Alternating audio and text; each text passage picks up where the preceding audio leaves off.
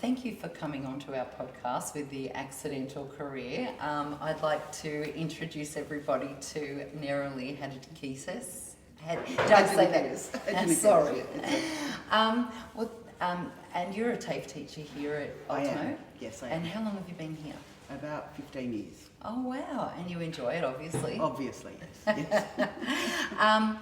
What was your pathway to teaching? Oh, my pathway was quite a zigzag. I actually never wanted to be a teacher. In fact, I laughed at my friends when they were teachers. But I ended up here after I was called by my former teacher and asked to come and teach. And I had a bit of a chuckle and said, well, can't use a computer. And she said, we don't want you for that. No. And she said, come on in for an interview. I actually broke my foot on the way to the interview and spent 16 weeks sitting on the lounge because it was so badly broken. Oh my goodness. Yeah. There's a whole other story. Yeah, that's that. So during that time I completed my Certificate 4 in Assessment and Training. Yep. And started shortly afterwards. That's and fantastic. It just was one day a week. I was running my business and it just progressed, and then COVID changed everyone's world, including killing my business. So I was working full-time hours as a casual teacher, and shortly after I got offered a full-time position, which I took. Good on you, well done. Yeah. And what got you into fashion? Well, probably really my mother was sewing when I was a child because my parents were rather poor and my mother didn't have any other choice but to dress us with clothes she made. And so I was a 4-year-old sewing and went on to that. That's amazing. Then when I was in high school, I was undiagnosed as dyslexic, but I couldn't read.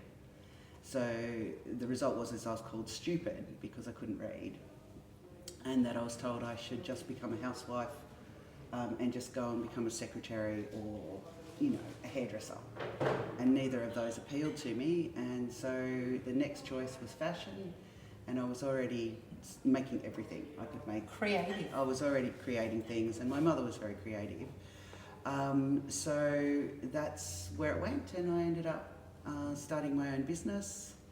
I had my own premises, which I built in the Hills District, and quite a successful business.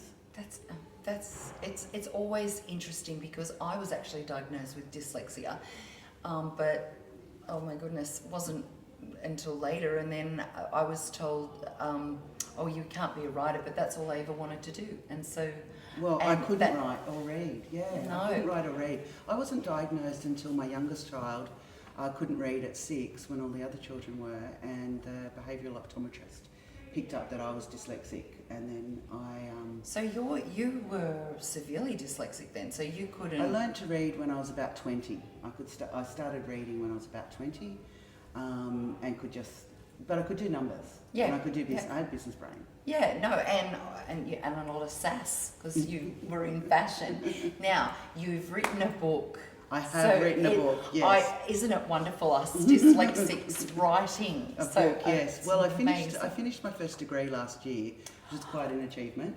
That's and during that process, I had to learn how to listen to books because I couldn't read the textbooks to get the information. So I had to learn how to listen to them, and then I could remember the information.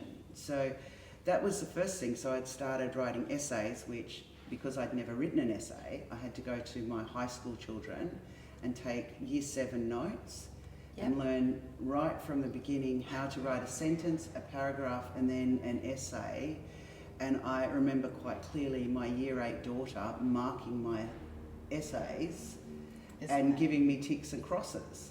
Isn't that marvellous? I know, it's just amazing because they're so well equipped. They're our teachers. They're our teachers. So now your book, what's it about? Well, my book is really, it started out as journaling. I had been through some trauma in my life, and so my psychologist had said to start journaling, which is quite a common thing to do. It is good because it's out there, and then you have to face it, right? You have to, once it's written, then... Yeah, but I didn't ever write about trauma as trauma. I wrote about trauma as in finding the other way to look at it. Yes. Yeah, which my father was always very much. My father's Greek, and I came home one day when I was in high school, and I'd been bullied, for being a wog, which I believe you're not allowed to say now. But anyway, I was called a wog. It was the way it was. Yeah. And I was crying. married to an Italian for 25 years, and that has been a part of our world as well. Was a part of our world. Yeah. Yeah. So it was quite traumatic coming home, and I was in a blonde-haired, blue-eyed school. And felt quite different. And my father turned around and laughed at me. He said, "You're not a wog, I'm a wog. You're just a wogette. You're a half-caste. Get over it." And so it was just a different perspective. Yeah. Yeah. So when I started journaling and started looking at the funny sides of the trauma, and then a couple of people read it and went, "This is really funny, you should write a book. This is really funny." And I kept writing and writing and writing. Anyway, people are going, "You should write a book." And I went, I think I've got enough. And then when I pulled it all together, I had 150,000 words written. So I tried a couple of publishing firms who didn't really come back to me, and then I decided that I would self-publish. So when I spoke to them, they said, "Oh, look, you've got way too much. We only want 75 to 90,000 words for your first book." So then I went and changed it. I just cut a point and put an ending in, and created a book. And that's... And do you have a copy of that book here? Not yet. It's still with the editor. It's due back this week.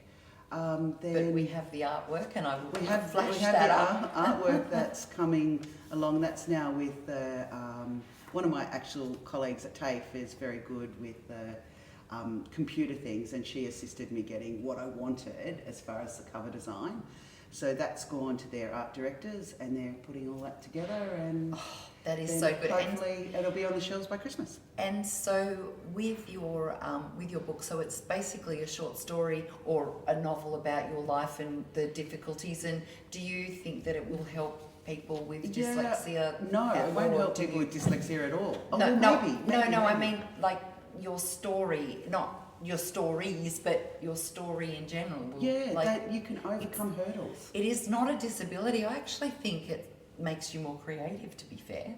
It does. I think my youngest child is the most creative and able to critically think at a level that none of my other children can do. You have to think on the spot. It's and you come up with really creative ways of masking this disability. It's quite incredible, isn't it? It's almost like a little bit of imposter syndrome, but in reverse. It's exactly. very cool. much, very much an imposter. And the name of your book? Waterproof Mascara. So it's written in the Adrian Mole 13.5 style, so it's like diary entries. So I just take, I call it my mundane life. You know, a single mother, 3 children at home, 3 pets. I live in an area where there's a lot of wildlife that seems to make its way into my house. And when something happens, whether it's crusty socks or no tea leaves to make a cup of tea, and I have to actually be in the mood. I can't just sit down and do it. So something comes to me and I go, right, let's just sit down and write, they're mini chapters. A diary entry, like little vignettes. Little vignettes through it. So it's so it sort of tells the story of post-divorce actually, and coming out of what is a very traumatic experience, and then coming, like a phoenix rising from the ashes. And so the second book, it seems, is actually halfway written because I had so much. Of course, yeah. So the first one's Waterproof Mascara because it talks about lots of really sad things and some really happy things, and hopefully that there's some other people that have been through trauma of all sorts can actually look at it and go, there is a rainbow. Yeah, and I love the title, I love the title, Waterproof Mascara. That's very cool. It really is a telling thing. So the second book is called Stay On Lipstick, because it's really talking about the actual staying on and actually surviving and becoming. Isn't that great? But it's also the name. How did you come up with that name?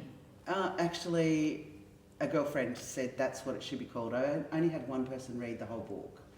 And you need waterproof mascara when you do. Yeah, it had a different title. It had hyperboles at the maid, and she said that is really too long. Yeah, and people no, cannot waterproof pronounce. Mascara, and I love the book. I love the artwork, and it's very cool. Yeah.